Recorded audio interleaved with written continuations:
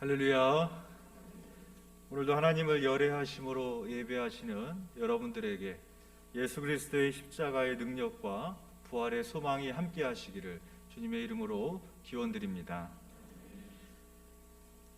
보험금을 챙기기 위해서 남편을 계곡에서 뛰어내려 숨지게 한 이은혜 씨와 공범 조연수 씨가 얼마 전에 검거되었습니다. 이은혜 씨가 보험을 탐기 위해서 의도적으로 살인을 유도했다라는 심증들은 많이 있지만 직접 밀어서 떨어뜨리지 않았기 때문에 타살의 의도를 밝혀내는 것이 쉽지 않다고 합니다. 그래서 검찰은 부작위에 의한 살인 혐의를 적용하고 있습니다. 여기서 부작위란 마땅히 해야 할 것을 하지 않는 행위를 가리킵니다.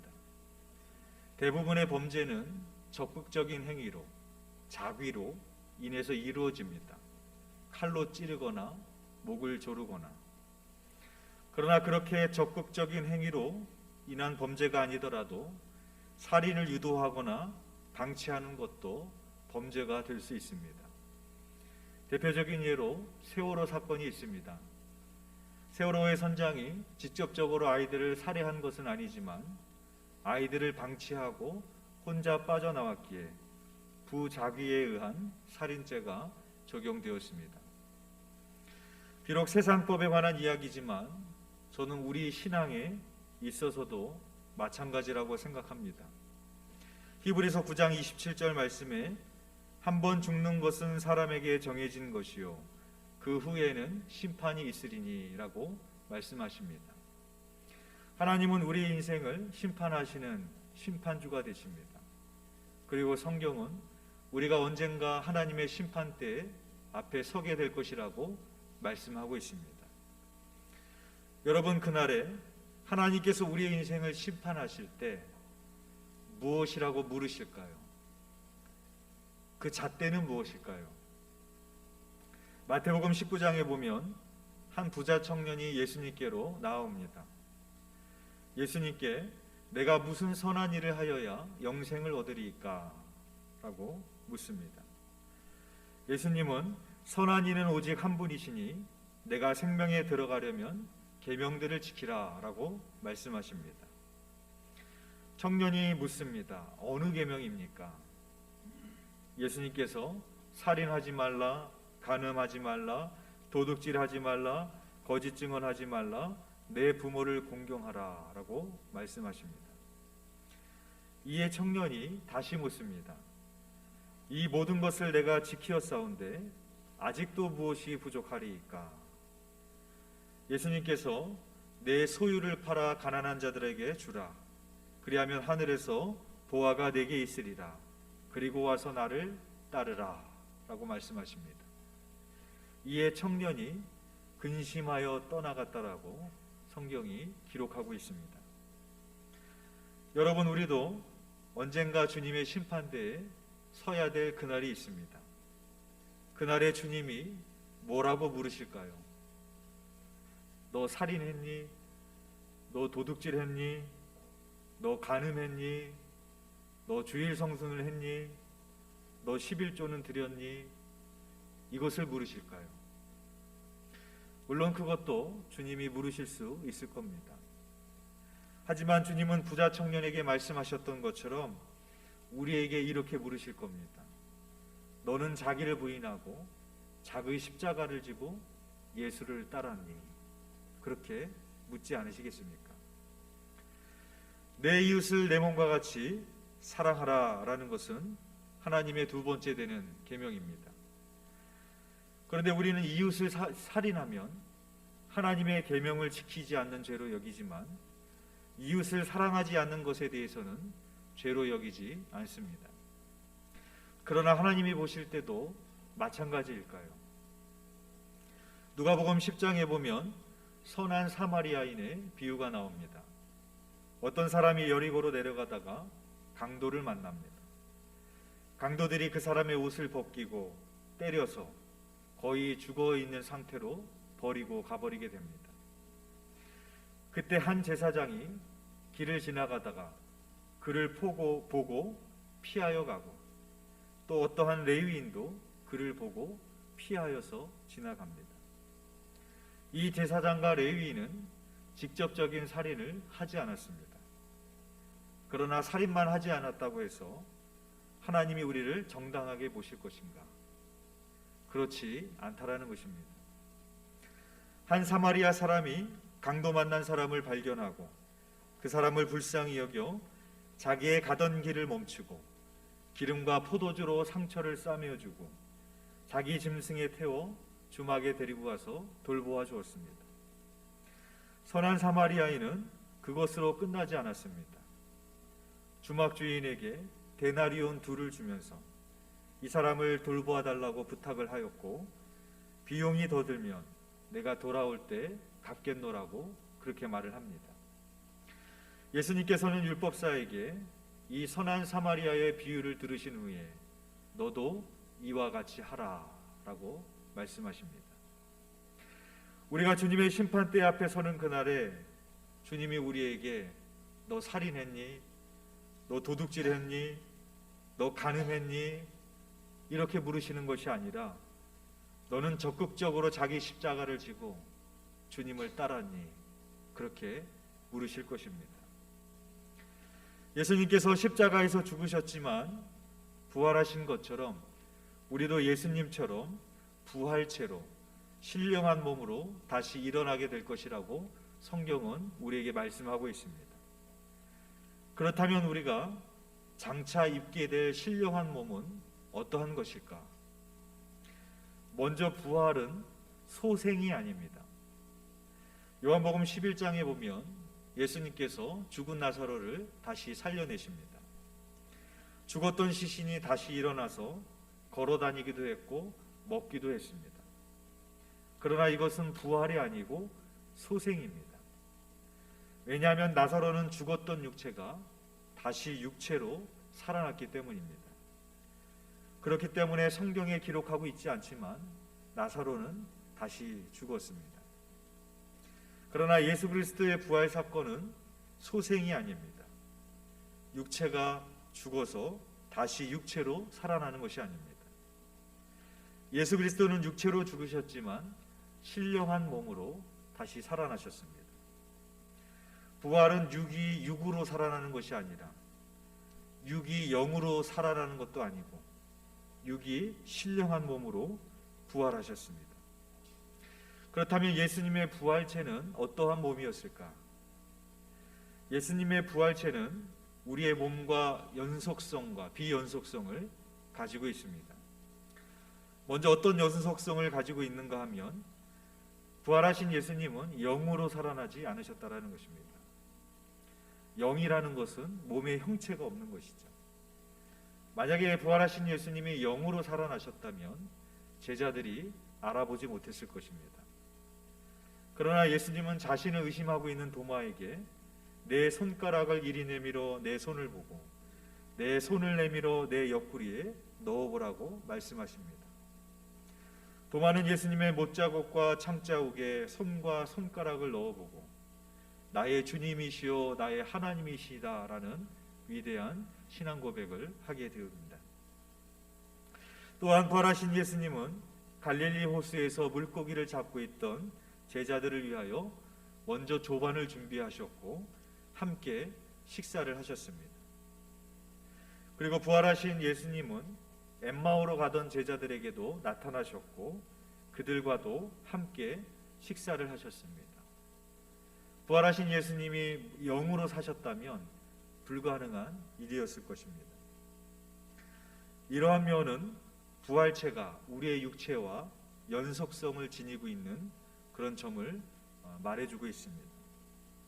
그러나 예수님의 부활체는 또한 우리의 몸과 비연속성을 가지고 있습니다. 예수님께서 십자가에 달려 죽으셨을 때 제자들은 두려워서 문을 걸어 잠그고 있었습니다. 그런데 부활하신 예수님께서 제자들이 문을 열어주지도 않았는데 갑자기 그들 한가운데 서셔서 너희에게 평강이 있을지어다 하시며 그들에게 성령을 불어넣어 주셨습니다. 이러한 모습은 엠마오로 가던 두 제자에게서도 나타납니다. 엠마오로 가던 두 제자에게 부활하신 예수님이 동행하고 계셨지만 그들이 처음에는 부활하신 예수님을 알아보지 못했습니다. 나중에 떡을 떼어서 나누어 줄 때 비로소 제자들이 예수님을 알아보았습니다. 하지만 예수님은 한순간에 그들에게서 사라졌다고 성경은 기록하고 있습니다. 따라서 이렇게 예수님의 부활체는 더 이상 시간과 공간의 제약을 받지 않는 몸으로 다시 사셨다라는 것을 우리가 보게 되어지는 것입니다. 이것이 바로 우리의 몸과 다른 비연속성의 모습입니다. 그런데 예수님의 부활체가 가지고 있는 중요한 또 한 가지의 특징이 있는데, 예수님의 부활체는 손에 못자국과 옆구리에 창자국이 있는 그 모습으로 다시 사셨다라는 것입니다. 여러분, 왜 부활하신 예수님의 손과 옆구리에 못자국과 창자국이 그대로 남아 있었을까요? 혹시 그런 의아함을 가진 적이 없으십니까? 왜 온전한 몸으로 부활하지 않으셨을까? 그런데 그 예수님의 부활체는 그 상처들이 고스란히 남아 있었습니다. 왜 그랬을까요? 그 십자가의 상처는 바로 그분이 예수님이라는 것을 증거하는 정체성과도 같은 것이었습니다. 그래서 부활을 의심하던 도마가 예수님의 못자국과 창자국을 보면서 바로 그분이 예수님인 줄을 알게 되었고 부활을 믿게 되었습니다. 즉, 그 상처는 예수님을 증명하는 정체성과도 같은 것이라는 것입니다. 그렇다면 우리도 예수님처럼 장차 신령한 몸으로 다시 일어나게 될 터인데, 우리도 이 세상에 살면서 자기 십자가를 지고 주님을 따라가면서 갖게 된 상처나 흔적이 있다면 그대로 남아있을 것이라고 예측해 볼 수가 있습니다. 오늘 보면 갈라디아서 6장 17절에서 바울은 이렇게 말합니다. 이후로는 누구든지 나를 괴롭게 하지 말라. 내가 내 몸에 예수의 흔적을 지니고 있노라. 여기서 예수의 흔적이란 스티그마입니다. 그 당시 노예의 몸에 낙인을 찍은 상처나 흔적을 말합니다. 즉, 예수의 흔적이란 바울이 예수 그리스도의 종으로서 살아가면서 갖게 되었던 상처나 흔적을 말하는 것입니다. 고린도후서 11장 23절에서 27절에서 이렇게 바울은 말합니다. 내가 수고를 넘치도록 하고 옥에 갇히기도 더 많이 하고 수없이 맞고 여러 번 죽을 뻔하였으나 유대인들에게서 40에서 하나 감한매를 5번 맞았으며 3번 태장으로 맞고 1번 돌로 맞고 3번 파선하고 일주야를 깊은 바다에서 지냈으며 여러 번 여행하면서 강의 위험과 강도의 위험과 동족의 위험과 이방인의 위험과 시내의 위험과 광야의 위험과 바다의 위험과 거짓 형제 중의 위험을 당하고 또 수고하며 애쓰고 여러 번 자지 못하고 줄이며 목마르고 여러 번 굶고 춥고 헐벗었노라 라고 바울이 말을 합니다. 이것이 바울이 예수 그리스도의 종으로서 복음을 전하면서 겪었던 수많은 고난들이었습니다. 바울은 옥에 갇히기를 수없이 하고 40에 하나 감한매를 맞기도 했으며 돌에 맞아 죽을 뻔한 적도 있었습니다. 그리고 바울은 자신의 몸에 육체의 가시를 가지고 있다라고 말을 합니다. 그것을 간질이라고 보는 사람도 있고 안질이라고 보는 사람도 있습니다. 이렇게 바울의 몸에는 예수 그리스도의 종으로 복음을 증거하는 살면서 갖게 되었던 여러 가지 상처와 흔적들이 있었을 것입니다. 그렇다면 바울이 말하고 있는 예수 그리스도의 흔적이 단순히 주님을 위해 살다가 몸에 난 상처나 질병들만을 말하는 것일까요? 오늘 본문에서 바울은 유대인들이 자랑으로 여기던 할례와 예수 그리스도의 흔적을 비교하며 말하고 있습니다. 오늘 본문 13절의 말씀입니다. 할례를 받은 그들이라도 스스로 율법은 지키지 아니하고 라고 말하고 있습니다. 할례를 받은 유대인들이 스스로 의롭다고 여겼지만 그들이 스스로 율법을 지키지 않았다라고 말하고 있는 것입니다. 할례는 무엇입니까? 당시 유대인들이 자신이 아브라함의 자손임을 증명하는, 스스로 의롭다고 여기는 육체에 내었던 상처요 흔적이었습니다. 그런데 육체의 할례를 자랑하고 있는 유대인들을 비판하고 있는 바울이 단순히 자기 몸에 난 상처나 병을 자랑하려고 했다면 그것은 유대인들과 똑같은 일이었을 것입니다. 따라서 바울이 말하고자 하는 예수 그리스도의 흔적이란 단순히 육체에 있는 상처나 질병을 말하는 것이 아니라 자기를 부인하고 자기 십자가를 지고 따라가는 사람에게 나타나는 상처나 흔적을 말합니다. 어떤 사람에게는 자신의 삶이 부유하거나 넉넉하지 않지만 그 재물을 하나님의 뜻에 따라 누군가를 위하여 나누거나 사용하였다면 그 부족한 통장의 잔고가 그 사람에게는 예수 그리스도의 흔적이 될 수 있을 것입니다.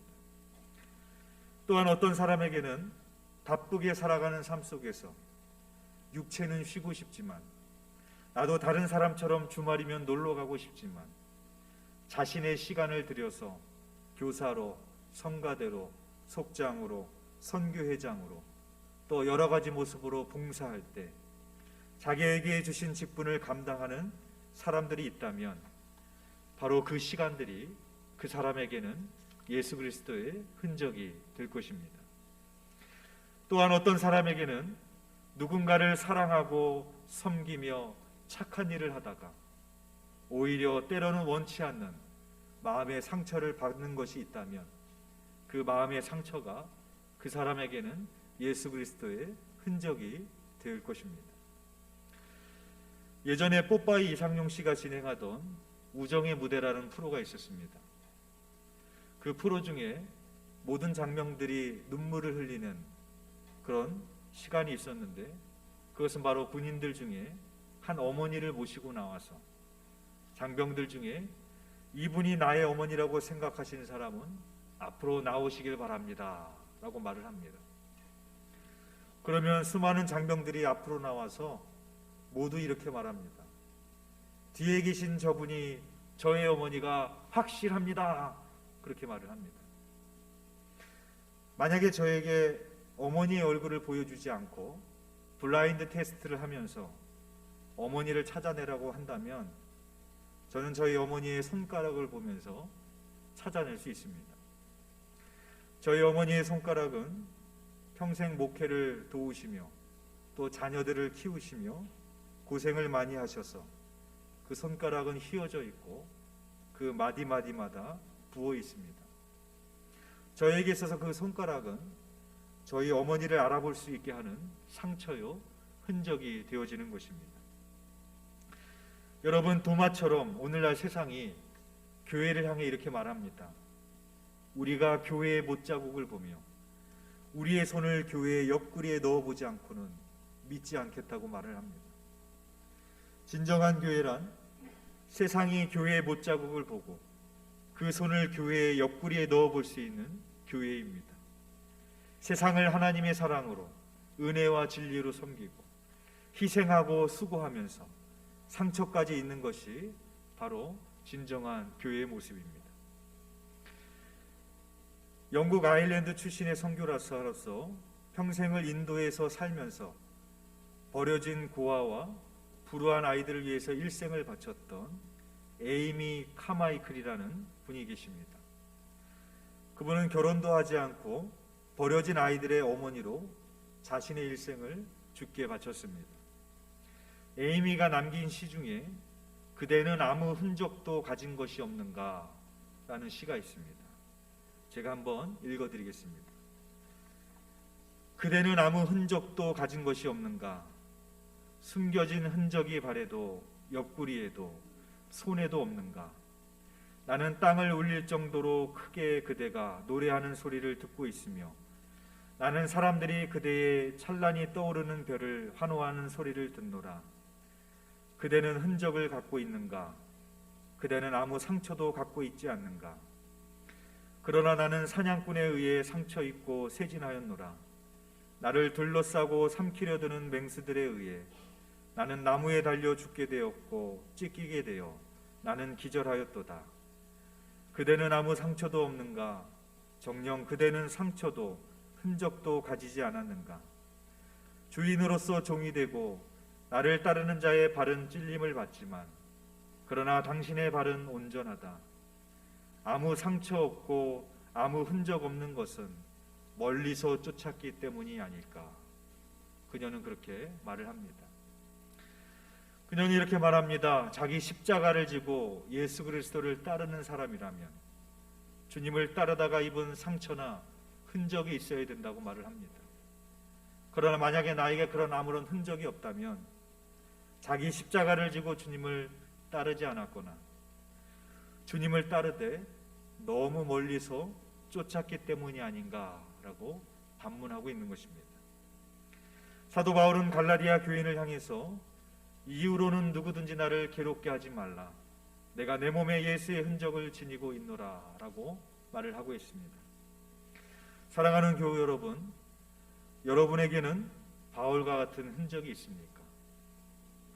자기 십자가를 지고 예수님을 따르다가 생긴 상처나 흔적이 있습니까? 에이미의 말처럼 주님을 멀리서 쫓고 계시지는 않으십니까? 마지막 그날에 주님의 심판대 앞에 섰을 때 너는 자기를 부인하고 자기 십자가를 지고 예수님을 따랐느냐고 물으셨을 때 대답하실 수 있겠습니까? 우리가 그 주님의 심판대에 서는 그날에 주님은 너 살인했니? 너 간음했니? 너 도둑질했니? 너 주일 성수했니? 11조 드렸니? 그러한 것을 물으시는 것이 아니라 너는 자기를 부인하고 자기 십자가를 지고 주님을 따랐느냐라고 우리들에게 물으실 것입니다. 바라기는 그날에 주님이 나에게 있는 예수 그리스도의 흔적을 보시며 잘했다 칭찬하시는 그런 저와 여러분이 되어주시기를 주님의 이름으로 축원드리겠습니다.